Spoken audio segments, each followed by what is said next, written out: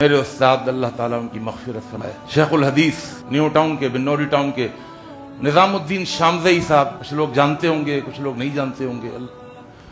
بہت عاجز آدمی تھے، بہت منکسر المزاج آدمی تھے، اور علم اتنا تھا کہ اللہ اکبر، جتنا علم تھا اتنا عجز و نیاز تھا، اتنا ان کے اندر جھکنا تھا، اور ان کے اوپر وہ مثال فٹ ہوتی تھی کہ جس ٹہنی پر جتنے پھل لگے ہوئے ہوں گے وہ اتنی جھکی ہوئی ہو، جس میں پھل نہیں ہوں گے وہ اکڑی بھی کھڑی بھی ہو. علم کے پھل لگے ہوئے تھے، وہ جھکے ہوئے آدمی تھے. حنفی مکتب فکر کے ایک نامی گرامی جمشید روڈ کے مدرسے کے شیخ الحدیث، لیکن حنفی ہونے کے باوجود تعصب سے بالا تر ہو کے بات کرتے تھے.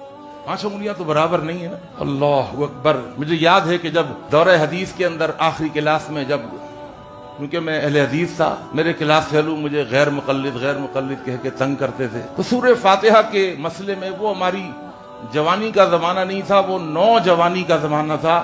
نوجوانی کا مطلب ہوتا ہے جب نوجوانوں کی طاقت ہوتی تھی جوان میں، سمجھ گئے؟ ایک نیو سے ہے اور ایک نو سے ہے. تو اس وقت بچکانہ ذہن تھا، بحث مباحثے صرف، اور چونکہ صبح و شام مدرسے میں ہی رہنا، جامعہ میں ہی رہنا، پڑھنا پڑھانا، کوئی کام نہیں، ہاسٹل میں رہنا، اور رات کو 12-1 بجے تک اسٹڈی کرنا، مطالعہ کرنا، مباحثہ کرنا، تکرار کرنا. تو مجھے یاد ہے کہ بحث ہو گئی طلباء میں ہماری آپس میں. ہم نے کہا چلو کل شیخ الحدیث کے پاس چل کے پوچھتے ہیں، کیونکہ ان کے بارے میں مجھے یہ معلوم تھا کہ یہ تعصب سے بالا تر ہو کے بات کرتے ہیں. میں ممبر پر کھڑا ہوا ہوں اور ایک ایسے شخص کے بارے میں گفتگو کر رہا ہوں جو اس دنیا میں نہیں ہے، اور جو دنیا سے طبعی موت پا کر نہیں بلکہ جام شہادت نوش کر کے اس دنیا سے گیا. ہم نے جا کر ان سے پوچھا کہ امام کے پیچھے سورہ فاتحہ پڑھنی چاہیے یا نہیں پڑھنی چاہیے. تو اللہ کی قسم انہوں نے کہا کہ دلائل دونوں طرف ہیں، لیکن میں یہ سمجھتا ہوں